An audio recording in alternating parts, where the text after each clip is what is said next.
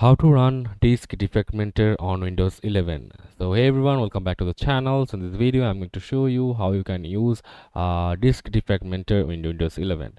So first of all, you need to search for Disk Defragment and optimize drives on the Windows search bar, and just click on here. And after that you can see there are all the disk and the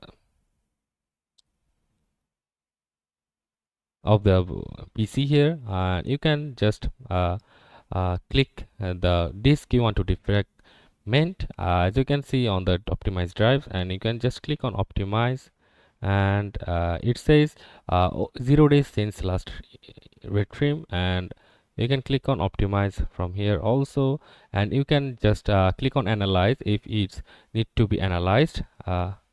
So that's how you can defragment disk from a Windows 11 in 2025. So that's it for this video. See you on the next one.